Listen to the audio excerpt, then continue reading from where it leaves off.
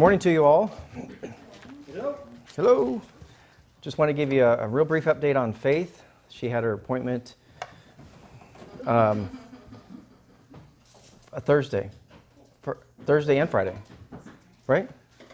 Yeah, okay.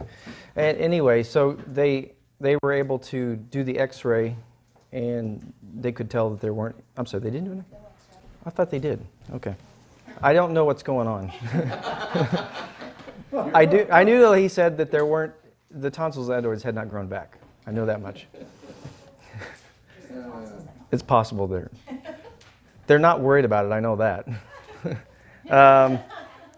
I think he said that he could do a scope check when she was sleeping after the surgery. So they're going to be doing that, so she doesn't have to worry about. You don't have to worry about any of that. You'll never know what happened to you. Just like colonoscopy, you wake up and you're like, what happened? Nothing. You have no clue what happened to you. It's wonderful. So her surgery is still set for the 14th of July, so we're still a go for that. And they just started allowing two parents into the areas now because they were only allowing one parent, so I'll get to go and be in the waiting room at least. I still don't think they'd allow two in recovery. They've never done that, so at least we'll be able to go in for that. So the 14th is still the date that we're set for. Well, it's good to see you all here this week, this morning on this beautiful Sabbath day, and I wanted to speak a little bit about, for the time I have this morning, on Father's Day. Clearly this is Father's Day weekend, and I really hope that you all had the tremendous opportunity to grow up with a father. It's strange to say it that way. It's weird to say, it's an opportunity to grow up with a father, because many children today don't grow up with fathers. And even years ago. That wasn't the case really until maybe around 1960 or so, or shortly thereafter, when the Cultural Revolution began to take place. There was a dismantling of things, and I'm going to talk about that a little bit. But divorce began to ramp up, I think rapidly, to a very high rate. And too many kids didn't grow up with fathers in their household. I consider myself one of them. I didn't grow up with a father in my household for the most part. My dad moved out when I was 6. My parents divorced at age 8. And then it wasn't until 16 and a half that I moved in with my dad. So for that whole period of time, I did have a stepfather who was not, it was not a good situation there, which is one of the reasons that I moved in with my dad. So for a good 10 and a half years, he wasn't there. I did get to visit him in the summer, but there was a whole chunk of growing up that I didn't have a father in the household. Then when I moved in about 3 years later, I went off to college. Now I started thinking back about that, and it seemed like a longer time than 3 years, but it was only 3 years. It wasn't that long. Looking back, I found myself craving a father figure in my life. Even after my dad died, I was 25. I think I craved a father figure even then. So it's difficult when I look back in my life and to figure out all the ramifications of not having a father for me. How did this affect me? I don't know. This is something I could probably look back on. I remember my mom telling me one time, you'll never understand all the things that'll happen to you because you didn't grow up with a dad, and I don't know that I actually do. We know in general terms what happens, and I'll talk about that as well. But my mom tried to fill a void that she was simply unable to do. It was just impossible because, she wasn't a man. And it's sad, but that's almost a sexist thing to say. She wasn't a man. What are you saying? No, there's a difference. It's not a sexist, it's really scientific. The fact of the matter is that no man can replace a woman, and no woman can replace a man. God didn't make us as individuals a complete unit. That's why He wanted this marriage covenant, this marriage contract to take place to complete us.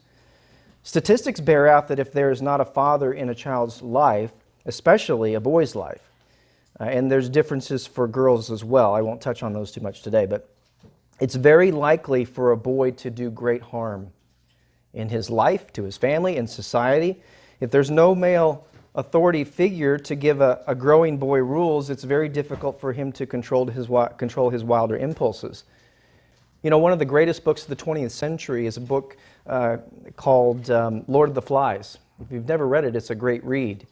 It was written by a British author about a group of British children who were taken on a plane as they were trying to flee from the war. I don't know which war it was. Some say it might have been World War III. I think it was written in maybe 1958 or 59. But they crashed on this specific island in this wartime evacuation, and left to their own devices without adults, because there were no adults on the island, they attempt to organize a governing structure with a leader. These are all little kids, very little kids. You'll learn that some of the characters are, I think the protagonist is Ralph, the antagonist is Jack, and Piggy is really on the side of Ralph as well, a fat little kid named Piggy, whose glasses become very important in the story. But this book explores the tension between groupthink, mob rule, and what happens when children are left to their own devices. What seemed peaceful at the beginning turned into a murderous mob of boys at the end. It's really strange as you read through this story. You kind of envision these little boys at the beginning trying to figure out life, what they're going to do on this island by themselves, scared, terrified, without adults. But as it progresses, unconsciously, these boys turn into adults in your mind. They turn into actually warlike little men. It's at the very end, it struck me amazingly, it's the very end of the story, as Ralph is running from Jack, as he's created this mob to kill Ralph. He's lit the whole place afire. The whole island is burning. A British admiral comes by and they see the fire, so they pull over to find out what's going on. And so as Ralph runs down to the beach trying to escape Jack, he falls down and he stands up, and before him is this tall British admiral. And it's at that point I realized I had been taken in and thought these were grown men almost, until they see this big man standing up, and you're taken back and you see, no, these are just little boys who've taken on this warlike structure on this island that didn't have any structure from adults. And so the British military officer expresses his disappointment of seeing British boys behaving in such a feral way, as they had become so warlike. It's really a remarkable story of what happens when there's no structure. In real life, children who grow up without a father are 5 times more likely to live in poverty and crime. They're 9 times more likely to drop out of school. They're 20 times more likely to end up in prison. Dr. Alvin Passant from Harvard Medical School confirmed these statistics when he said the absence of fathers corresponds with a host of social ills, including dropping out of school and serving time in jail. So if we want a better world, if we want a world with less child abuse, with less murder, with less theft, with less rape, every child, and I'd say especially boys, need a father. Now, that doesn't mean girls don't need them as well. A Minnesota Psychological Association said in a study of female inmates, more than half came from a father-absent home. And girls tend to listen more to male authority than to female authority, just as boys do.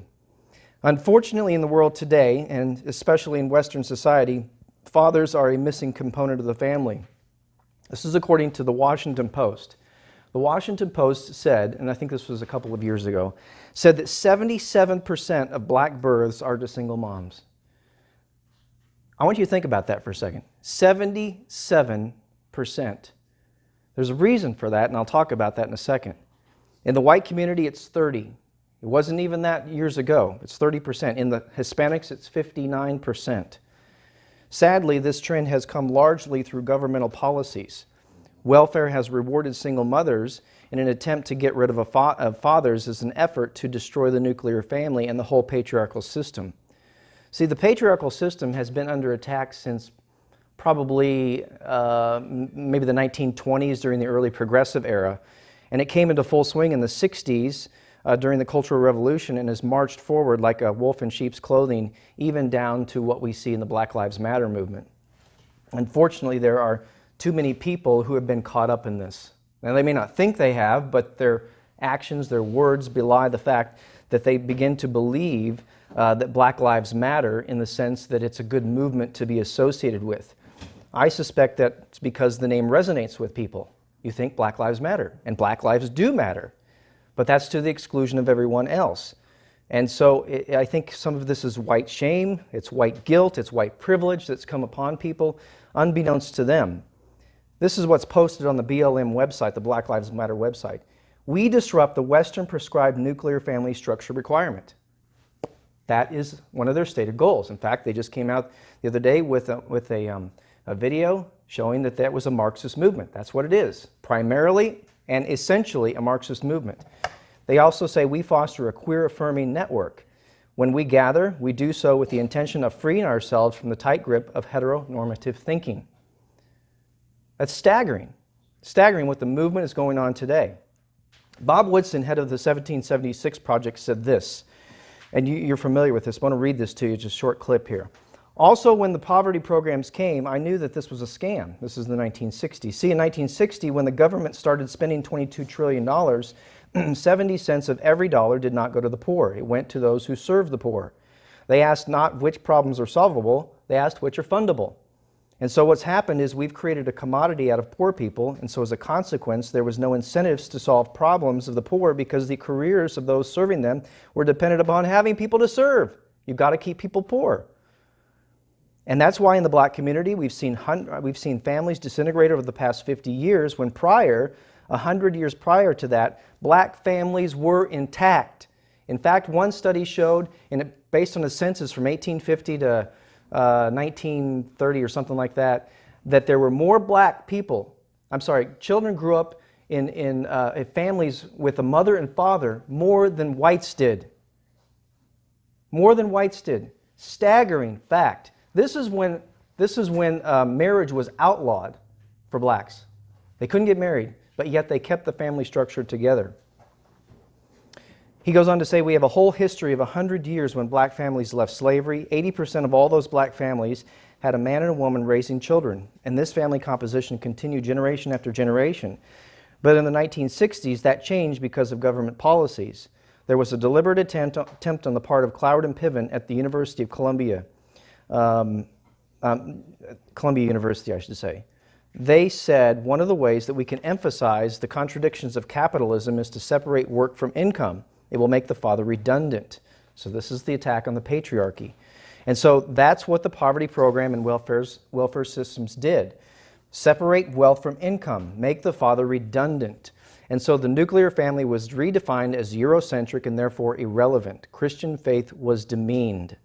And so you had this common government programs began to attack the stigma that was present in the black community on receiving welfare. And as a combination, the federal government opened up offices to recruit blacks into the welfare system. As a consequence, in the early 1970s, millions of blacks were recruited into the welfare system in New York and other major cities at the time, when the unemployment rate for black men was 4%. And so what the social engineers at the time predicted came true.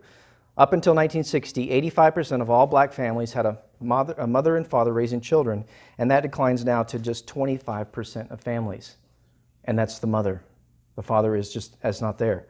So social policies of the 60s did what racism could not have accomplished before. By the way, Bob Woodson is a black man. He's the one that said that. I didn't say it. He put this together.